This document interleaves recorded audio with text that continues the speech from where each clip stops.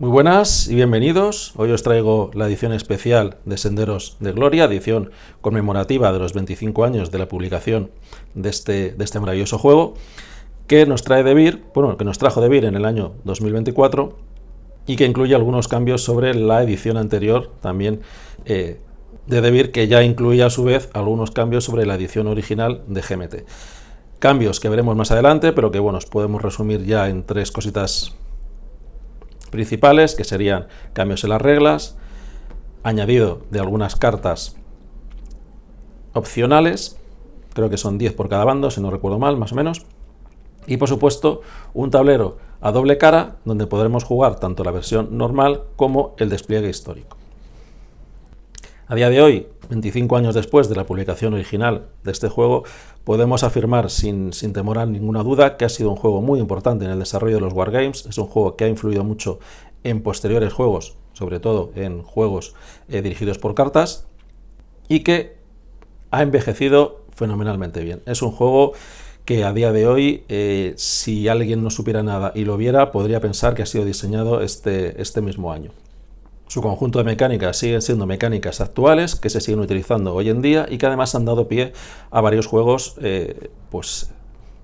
para mí muy importantes, ¿no? Por supuesto, el Barbarossa to Berlin, juego también de Ted Raicer que sacó unos años después, y un maravilloso Cruzada y Revolución de David Gómez Reyoso, que es sin duda el mejor juego que hay de la Guerra Civil Española. Igual que también Senderos de Gloria muchas veces es nombrado como el mejor juego estratégico de la Primera Guerra Mundial. Pero antes de empezar a hablar del juego, vamos a hablar un poquito, como siempre hacemos, del autor, de Ted Raicer. Ted Raicer es un autor bastante prolijo y tenemos muchísimos juegos de él, pero me gustaría destacar en concreto algunos de ellos. Por supuesto, este Senderos de Gloria, este Paths of Glory, y su continuación, no continuación, pero al tener mismas mecánicas, digamos que es un juego bastante parecido, el Barbarossa to Berlin. Son juegos muy destacados. Tenemos la serie de Clash of Giants, que empezó en la Primera Guerra Mundial y tuvo una tercera continuación, y por ahora última, y creo que ya no va a haber más, sobre la Guerra Civil Americana. De ese juego tenéis algunos vídeos muy antiguos míos que me avergüenzo muchas veces cuando los veo, pero bueno, que ahí están, con una partida al Gettysburg.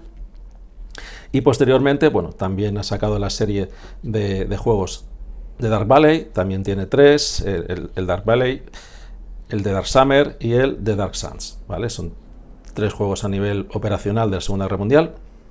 Recientemente ha sacado también uno sobre las Ardenas, que no recuerdo bien el título, pero creo que era también con cheats, era una cosa un poco curiosa. Realmente a mí no me interesó mucho. La Segunda Guerra Mundial y los cheats para mí no se llevan demasiado bien, no me parece una mecánica que vaya con la Segunda Guerra Mundial, pero el que sí estoy muy interesado, y es el último que ha sacado y que seguro que acabaremos viendo en el canal, es el Yo Napoleón, ¿vale? Ni lo tengo ni lo voy a comprar hasta que no salga la segunda edición. Un juego del que estoy muy interesado, pero la primera edición salió con varias erratas en las cartas, varios problemillas en el manual, y no tengo prisa, tengo muchos juegos todavía por abrir, la verdad, así que voy a esperarme una segunda edición, y cuando aparezca esa segunda edición con las erratas corregidas, pues ya veremos un poquito qué tal va ese Yo Napoleón. Y ya centrándonos en lo que es este juego y en concreto en lo que es esta edición de Devir, edición especial, que no de lujo. Es una edición que ya inicialmente podemos observar que la caja no llega a cerrar perfectamente bien, hay más contenido del que entra en esta caja, eso me parece un fallo bastante grave, sobre todo para un juego que pide a gritos una bandejita para las fichas. Podemos ver la parte trasera del juego. Trasera que, como es habitual, Devir ha personalizado completamente y de la que ha sacado algo que me molesta especialmente, los termómetros de dificultad y de posibilidad de juego en solitario que suele poner GMT en todos sus juegos. En cualquier caso, GMT le puso un nivel de dificultad de 4 y un nivel de solitario de 7. Quizás el nivel de dificultad de 4, es verdad que no es un juego difícil, pero es un juego con muchas excepciones en cuanto a los frentes de guerra, en cuanto a muchos ejércitos de nacionalidades diferentes, que tienen sus peculiaridades, entonces no es difícil de jugar, pero creo que es de los juegos en el que más fácilmente puedes cometer errores por alguna reglita especial que te estés dejando, ¿vale? Por eso yo quizás, mira que siempre suelo bajar un poquito la dificultad de los juegos, yo se la subiría a un 5, ¿vale? Porque por la dificultad que tiene en recordar todas esas pequeños matices en las reglas, que si el ejército tiene que gastar 3 operaciones, el ejército del Mediterráneo, las fuerzas expedicionarias mediterráneas, porque está en no sé qué, que si el ejército de Arabia del Norte no conquista los espacios cuando pasa, solo en el que está, muchísimas excepciones.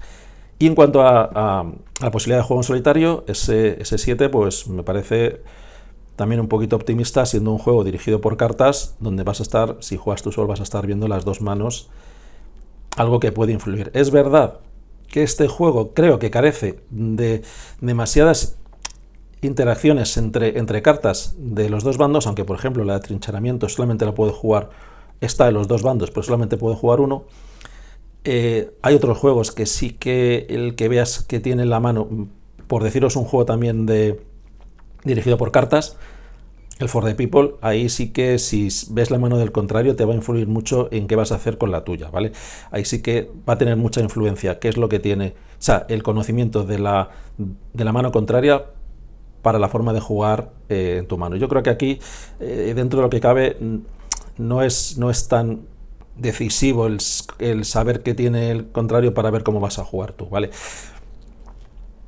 Así que bueno, pues un 7, bueno, pues vamos a dejarlo en un 7, pero para gente que esté acostumbrada a jugar a juegos en solitario y más a juegos dirigidos por cartas. Por lo demás de atrás era poquito más, bueno, pues un poco lo de siempre, un poco el resumen, el contenido del juego, que lo vamos a ver ahora, así que no creo que sea necesario comentar mucho más sobre esto. Vamos a abrir el juego y vamos a ir comentando sobre todo las novedades que encontramos sobre las ediciones anteriores. Empezamos con el reglamento, el reglamento de edición especial. Vamos a empezar por la parte trasera, por las notas del desarrollador, en el que, bueno, nos dicen, y así ha sido, que han intentado no hacer demasiadas modificaciones, ¿no?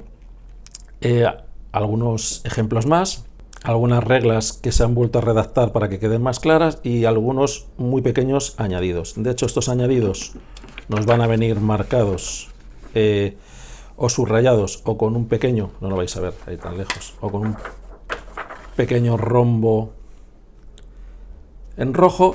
Son muy pocos, a mí sinceramente creo que demasiados pocos, creo que han querido mantener demasiado el juego cuando, bueno, el mismo autor en el Barbarossa to Berlin ha hecho algunas modificaciones para optimizar el desarrollo, ¿no? Como podría ser el hecho de que el cálculo de unidades fuera de suministro se haga al final de la sexta acción de cada jugador en vez de una vez acabado la fase de las acciones, lo cual, pues bueno, al último jugador le permitía intentar siempre un ataque un poquito a traición, ¿no? contra las fichas de las potencias centrales para intentar dejarlas sin suministro y eliminarlas, y a su vez poder salvar las suyas, cosa que, bueno, pues en las potencias centrales, como ya no podía jugar más, pues estaba un poco pues abocado a lo que hiciera el otro. Digamos que tenía que pensar un poquito más, con más cuidado, cómo jugar ese último turno suyo, sabiendo que a los aliados le quedaba un turno más, ¿no? Pero bueno, es una modificación que, conociéndola, yo creo que es de justicia aplicarla también a este juego. Y ya que me pongo con el tema de las modificaciones, y sobre todo para mí, que he jugado antes al Cruzada y Revolución antes que a este Paths of Glory, pues también es muy recomendable, por supuesto, la regla que sacó David, en el que se impedía avanzar por zonas del contrario a un máximo de dos espacios, ¿no? De tal forma que se eviten esas carreras para intentar embolsamientos, que si tenemos en cuenta que las unidades de tamaño cuerpo son capaces de mover hasta 4 espacios, pues bueno, esto era una carrera de intentar embolsar, ¿no? Limitando ese número de espacios que originalmente fueran en posesión del jugador contrario a 2, bueno, pues hacemos que no sea tan fácil o que no sea tan jugoso el intentar siempre esos embolsamientos, ¿no? Y evitamos ese constante ir embolsando uno al otro y bueno, y al final el juego se convierte en un sinsentido en el que todos van haciendo y contraatacando y bueno, lo que han venido a llamar la danza de la muerte, ¿no? Entonces, con esos dos pequeños cambios, este juego yo creo que queda más redondo. Una pena que no hayan aprovechado para agregaros, y por lo demás, pues bueno, no os voy a contar realmente las reglas, simplemente si acaso vamos a ver un poquito la secuencia de juego, porque realmente lo demás es bastante sencillo y todos son excepciones que no vamos aquí a estar desgranándolas porque estaríamos muchísimo tiempo, ¿no? La secuencia de juego empieza con una fase de ofensivas obligatorias. La Primera Guerra Mundial es una guerra de desgastes, una guerra de ofensivas muy sangrientas, en las que, bueno, si no obligáramos a los jugadores de vez en cuando a realizar esas ofensivas, pues sabiendo las posibilidades que hay, muchas veces no se intentaría, ¿no? Entonces esta fase es la que hace que o hagas una ofensiva o pierdas un punto de victoria. Así que, bueno, por darle un poquito de salsa al juego, pues tenemos esta fase y en la que se le obliga a algún país a realizar unas ofensivas, ¿no? Con sus consecuencias, con sus particularidades, ¿no? Las ofensivas alemanas y francesas tienen que ser, por supuesto, en el frente occidental. No vale irte al frente oriental, donde el tema es mucho más sencillo. La fase de acciones, tenemos 6 acciones por jugador, tendremos 7 u 8 cartas en la mano, iremos jugando esas cartas pues para realizar acciones de movimiento, acciones de movimiento extendido, de combate, jugar por supuesto los eventos que hay en las cartas, jugar con las cartas para reemplazos, combatir, hacer trincheras, hacer asedios de fortificaciones. Es decir, el juego se está jugando siempre en esta fase de acciones, que es en la que realmente hacemos casi todo. Una vez acabadas las 6 fases las 6 rondas de acción de cada jugador, pasaríamos a la fase de desgaste, donde se mira suministro, si hay ejércitos o unidades que están aisladas y que hay que eliminar, etcétera, etcétera. La fase de asedio es en donde resolvemos los asedios que se hayan creado en la fase de acciones. Y por último, la fase de estado de guerra, en donde el juego está dividido, digamos, en 3 fases. La fase inicial, la guerra ligera y la guerra total, la guerra limitada, perdón. Y bueno, pues en el caso de que se haya llegado a alguna de esas fases, se van añadiendo las cartas de las nuevas fases, ¿no? Así que realmente, bueno, se comprueba también el tema de la victoria y cositas así. La fase de reemplazos, cuando hemos jugado cartas de reemplazos en la fase de acciones, pues meteremos esos reemplazos en juego, ¿no? En la casilla de reemplazos. Y una vez acabado eso, pues volvemos a repartir las cartas y acaba el turno. Bueno, muy sencillo. Por lo demás, bueno, todo esto nos va detallando en profundidad cada una de esas fases, el combate cómo se realiza, movimiento, el tema del suministro. Tenemos aquí varios ejemplos y realmente las instrucciones llegan hasta la página 24, es decir, efectivamente no es un juego complicado, estamos un poco en la media de los Wargames, son sus 24 páginas, están muy en la media, y luego vienen ayudas, ¿no? Tenemos los comentarios históricos sobre las cartas, ¿vale? Que nos ayuda un poquito con qué significan las cartas y por qué funcionan como funcionan. Comentarios del autor. Un ejemplo detallado, al principio más detallado con mapas y demás, y luego ya muy somero, ¿vale? Simplemente indicándonos lo que se va haciendo. Aquí tenemos un resumen de excepciones y reglas especiales generales y del Próximo Oriente, que son bastantes, la verdad, las que hay. Y aquí tenemos las notas de esta edición, las originales, quiero decir, las que están traducidas del inglés, y el despliegue de las unidades. Despliegue que, como veremos ahora, tenemos un tablero con 2 caras. Una cara para el despliegue tradicional, con las zonas de victoria tradicionales, y luego tenemos otra cara con un despliegue histórico, que es, bueno, es el que se suele utilizar cuando hay algún evento para competitivo, que vendrá aquí, ¿vale? Tiene unas reglas específicas, tiene unos cambios en la disposición inicial y cambios en los puntos de victoria, ¿vale? Y bueno, más las reglas específicas de que hay que utilizar ciertas opciones, por ejemplo, la mano de 8 cartas, por ejemplo, la opción específica para la creación o el intento de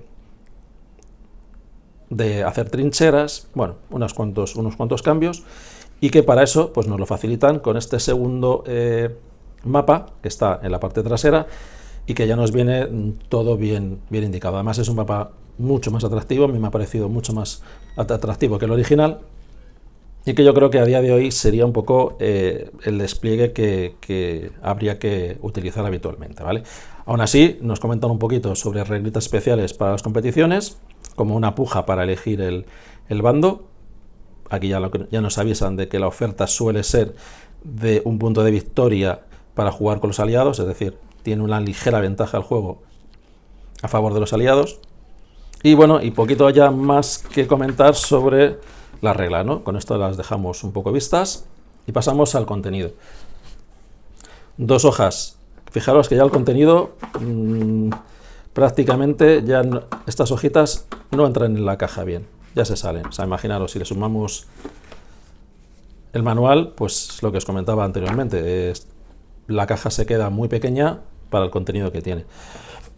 Estas 2 hojas de ayuda, pues bueno, son las hojas básicas con sus tabla de efectos del terreno, del combate. Siempre diferenciar si en el combate tenemos 2 tipos de unidades. Los cuerpos son unidades pequeñas, son fichas pequeñas de hecho, y los ejércitos que son fichas grandes y que bueno, y tienen un valor bastante más alto, ¿no? Entonces, dependiendo de qué unidades estén en combate, pues utilizaremos una tabla u otra de combate, ¿vale? Por aquí, bueno, lo que son un poquito unas hojas de ayuda bastante útiles, que se van a usar mucho, ¿no? Sobre todo por la parte de detrás, por el tema del combate, ¿vale? Y como añadido en esta edición tenemos 2 cositas, que es estas 2 hojas, creo que esta por las 2 caras y esta solo por una, sí. Una hojita para ir haciendo un poco un seguimiento, bueno, hoja que hay que imprimir. Por ejemplo, aquí ya la tengo impresa. Hoja muy GMT, la verdad, ya que la han traducido, podían haberla pasado a formato A4 y no a formato letter, que bueno, pues a la hora de hacer la copia, pues no entra entera y sobra. Bueno, pequeño detalle, bueno, se ve que han usado mucho la misma imprenta y las mismas calidades que GMT, ¿no? Y por ello también los formatos americanos en lugar de los formatos europeos.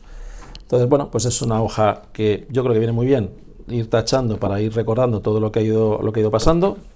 Por la parte de atrás, esto nos ayuda mucho a ver el paso de movilización a la guerra limitada y a la guerra total, todas las cartas que van a afectar a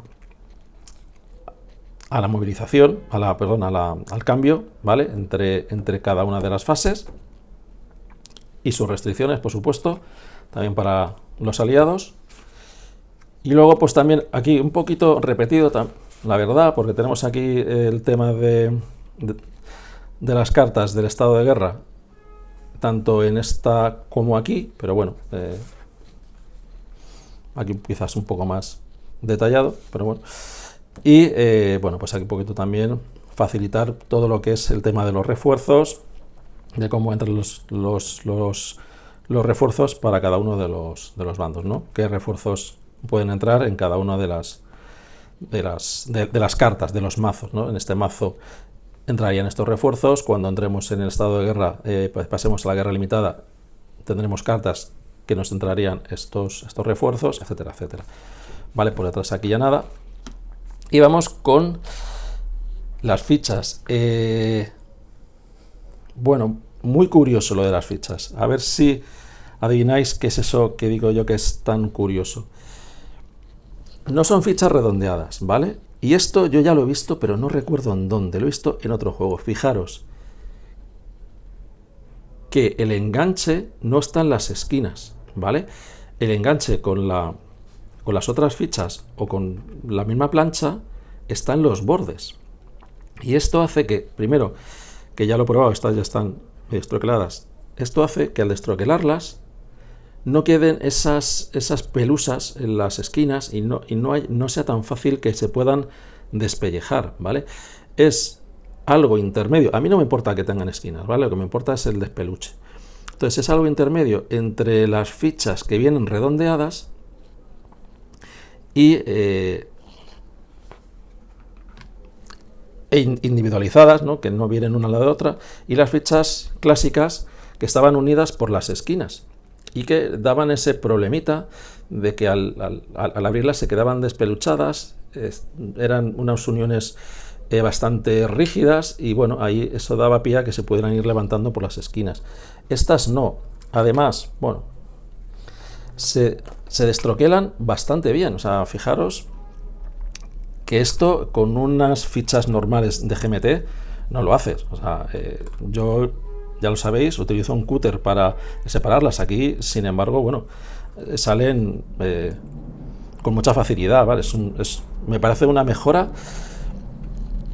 Vamos a ver, en la BSK he escuchado algo hablando sobre la mala calidad de las fichas en cuanto a que se les va el color rápido, ¿vale? Y sí que tienen pinta, no son tan plastificadas como otras, se les nota mucho el cartón.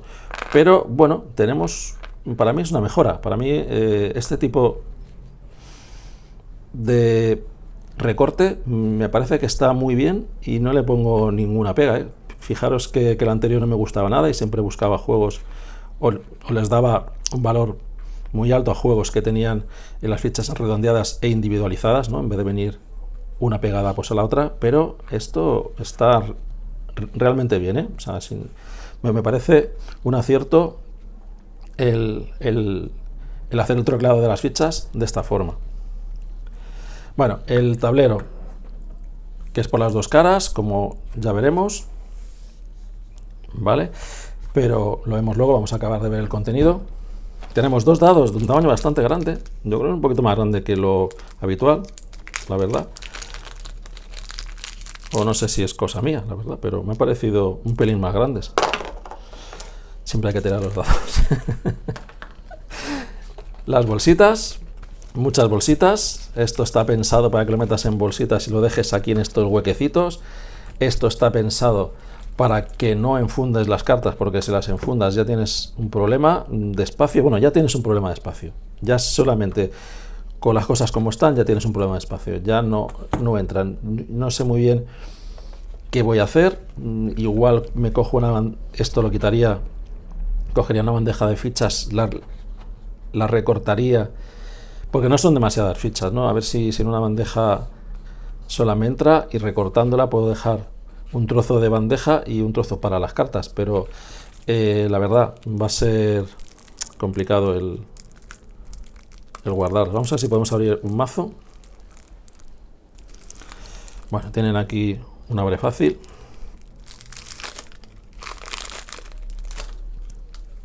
Vale, fijaros, pues mira, hemos cogido la primera carta y que, bueno, además, precisamente en el despliegue histórico es obligatorio jugarla y que, bueno, nos da bastantes, la carta de potencias centrales, nos da bastantes datos de cómo funciona una carta, ¿no? Os he hablado de las unidades, ahora las comentamos también rápidamente. Tenemos los puntos de acción. O sea, aquí con estos 3 puntos podemos a hexágonos ordenarles movimiento o combate, ¿vale? Tenemos los puntos del movimiento estratégico, 4 para movimientos desde la zona de reemplazos al mapa, o dentro del mapa pues movimientos un poco sin límite, ¿no? Siempre que no atravieses zonas sin suministro o zonas controladas por el enemigo. Tenemos lo que sería el evento. Este asterisco nos va a indicar que una vez jugada esta carta sale fuera del juego, no se descarta. Y tenemos aquí este 2, que es el que nos va a decir, este número en paréntesis es lo que vamos a aumentar el estado de guerra de ese país, y uno genérico que hay, que siempre que aumentan cualquiera de los dos países se va aumentando un poco para llevar el final del turno, ¿no? Estos ya iremos viendo que según vayan llegando pues al turno 4, el turno 10 o lo que sea, se van generando o añadiendo cartas o generando eventos, y cuando llega el turno 40, el global de ambos, pues ahí es cuando ya se llega al final de la partida y se hace la contabilización de los puntos de victoria, ¿no? Por último, la parte inferior, que la verdad esta carta, bueno, a día de hoy casi sobra, serían un poco los puntos de reemplazo, ¿no? Para Austria-Hungría tenemos un puntito, para Alemania 2 puntitos, para Turquía otro puntito. Hay un poco, ya os sabéis, un poco de desorden en las traducciones y un uso abusivo del uso de las siglas en todo el juego y en todo el manual, ¿vale? Bueno, aquí tenemos unas cartas especiales que se juegan cuando hay un combate, ¿vale? Para dar un modificador al combate, ¿vale? Y bueno, pues tenemos aquí las de movilización. Una vez que llegamos al nivel 4 de estado de guerra, meteríamos guerra limitada, y bueno, y una vez que llegáramos, no sé si era el 10, meteríamos las de guerra total. Hay algunas cartas aquí, por ejemplo, que están en amarillo, que se juegan a la vez tanto por su evento como por sus puntos de acción.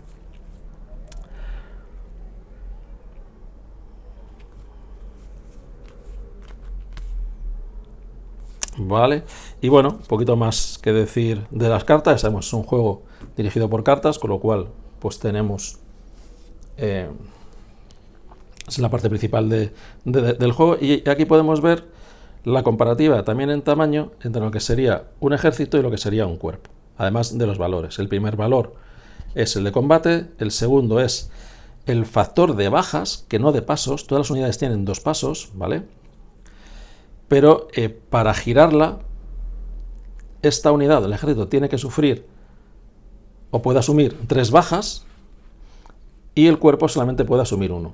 Entonces, por ejemplo, para eliminar a este ejército harían falta 3 bajas para voltearlo y otras 3 bajas para eliminarlo definitivamente. Bueno, definitivamente. Iría a la casilla de unidades de reemplazo, de pues, unidades eliminadas, pero podría volver a entrar en juego, a no ser que se diera alguna condición especial, ¿vale? Entonces, fijaros que bueno, hay una diferencia bastante remarcada en el tamaño, incluso en el movimiento. Los cuerpos suelen tener movimiento de 4 y los ejércitos suelen ser de 3, ¿vale? Así que, bueno, y poquito más. Bueno, el nombre del ejército, el país y poquito más sobre las fichas. Luego tenemos un montón de fichas para ir marcando montones de cosas, y las fichas en las que cuando tengamos acciones que dar a las unidades, pues indicaremos si van a mover o si van a atacar. Está por el otro lado, vale. Así que podemos movimiento o ataque, vale. Bueno, pues a ver, no perdamos demasiadas fichas por el camino. Pues si os parece, y una vez visto esto, vamos a desplegar el tablero. Vemos primero la parte original y luego la relativa al despliegue histórico. Bien, pues este es el mapa original, el mapa de Mark Simonitz, en el que, bueno, encontramos distintas áreas, ¿no? La parte principal, como veis, es un mapa de Europa, que lo encontramos un poco diseñado físico-político, ¿no? Se ven ligeramente algunos accidentes físicos de ríos, de montañas, etcétera, y también ligeramente separado lo que sería la división política por los países, ¿no? Empezando por los elementos de arriba, bueno, aparte del título del juego, por supuesto, tenemos una tablita con los tipos de terrenos, muy de tipo simbólico, ¿no? Simplemente cuando, por ejemplo, es un bosque, la parte inferior del recuadro la ponen de un color verde, si es un pantano lo ponen de color azul, bastante, como digo, bastante utilizando simbología. Eso veremos que en el otro mapa pues cambia bastante. Y luego tenemos 3 casillas que están mirando para el jugador de las potencias centrales, donde veremos la tabla de las ofensivas obligatorias, la tabla de las rondas de acción. Son 6 acciones, tendrá 6 fichas numeradas del 1 al 6 y las irá colocando según las acciones que vaya realizando, con las salvedades que aquí mismo se indican, ¿no? No se puede jugar consecutivamente una carta para movimiento estratégico o para puntos de reemplazo, ¿vale? Tienes que dejar pasar, al menos en el mismo turno, dejar pasar entre medias una ronda.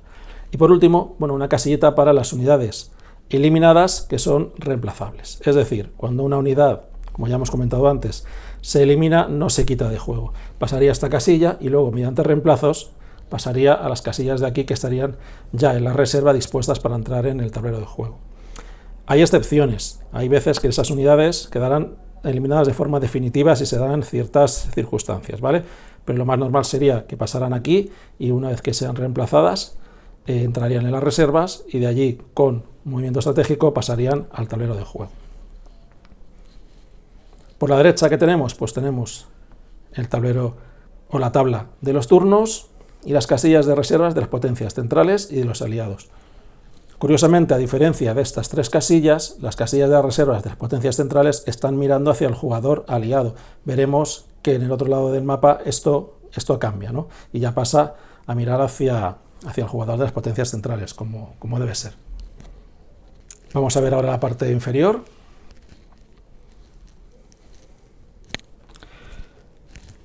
Bueno, pues aquí tenemos dos tracks para ver la entrada de guerra de Estados Unidos. Mediante el avance del estado de guerra se pueden ir dando ciertas circunstancias que nos permitan jugar ciertas cartas que puedan ir haciendo avanzar tanto la entrada en guerra de los Estados Unidos a favor de los aliados como la capitulación de Rusia. ¿Vale? Y luego por aquí tenemos un marcador general multitodo. Aquí se van contando puntos de victoria, se va contando el marcador de estado de guerra, de los puntos de reemplazo, básicamente se va contando todo aquí. Y todo en números naturales, por decirlo así. ¿Con esto qué quiero decir? Pues que, por ejemplo, los puntos de victoria empezarían en 10 y según vaya ganando o perdiendo puntos de victoria el jugador de las potencias centrales o el aliado, irán subiendo o bajando de tal forma que la victoria automática se daría al llegar a 0 o al llegar a 20. En otros juegos se suele utilizar más bien el típico valor 0 para empezar y con una ficha con dos caras, pues si va ganando los alemanes, va avanzando por la cara de los alemanes, bueno, las potencias centrales, y si llega a 0 y van ganando los aliados, se daría la vuelta a la ficha y se marcaría el lado de los aliados. Parece bastante más claro de ver, no tienes que recordar si las potencias centrales cuando ganan un punto de victoria hay que subirlo o hay que bajarlo, etcétera, etcétera. Hombre, aquí está indicado, ¿no? O sea, victoria para los aliados, es decir, los aliados van hacia abajo y las potencias centrales van hacia arriba. Pero siempre, la verdad es que me gusta más la otra forma de marcar los puntos de victoria. Pero bueno, es un tablero multipropósito, por decirlo así. Aquí tenemos las mismas tres zonas que hemos visto antes, para las rondas de acción de los aliados, para las unidades aliadas eliminadas reemplazables, es decir, que pueden volver a entrar en juego, y las ofensivas obligatorias. Y en este lado derecho pues tenemos la parte quizás más complicada, con más excepciones en las reglas, que es pues, bueno, toda la parte del Próximo Oriente, o Oriente Próximo. Y bueno, como veis, pues la verdad es que es un diseño de mapa bastante agradable, bastante atractivo. No es que hubiera una necesidad muy grande de cambiarlo, pero es verdad que a mí personalmente me gusta más el mapa nuevo. Perdón. A ver.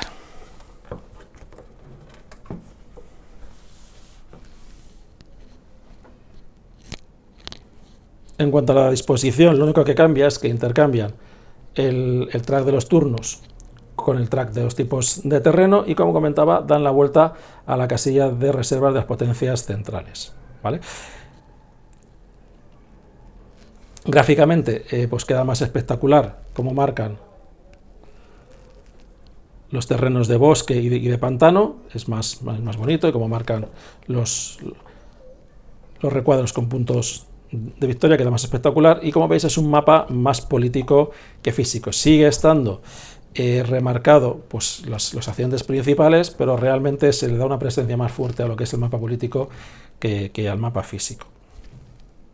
Por lo demás, realmente tiene la misma funcionalidad, todo está colocado prácticamente igual, y su diferenciación principal es que al estar pensado para jugar el escenario histórico, los puntos de victoria, hay algunos que cambian y aquí están marcados precisamente los que hacen referencia a ese escenario histórico. Por poner algún ejemplo, Venecia deja de dar un punto de victoria y Amiens, por contra, sí que lo da en este escenario histórico.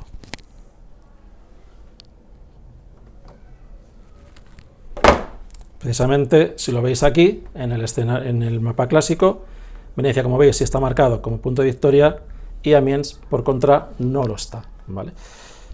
Así que, bueno, pues esas son las diferencias. Yo creo que a día de hoy este es el escenario que se debería de jugar, ¿no? Es el escenario que con las distintas modificaciones y con el tiempo se ha visto más balanceado. Y bueno, el caso es que se nos entregan las dos opciones y podemos elegir la que más nos apetezca en cada momento. O podemos empezar jugando al clásico y luego jugar a este histórico y ver cómo cambian las cosas, ¿no?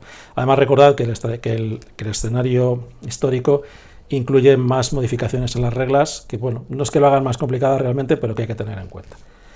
Y nada más, con esto yo creo que es suficiente para dar por visto este juego, así que nos vemos en un próximo vídeo. Hasta luego.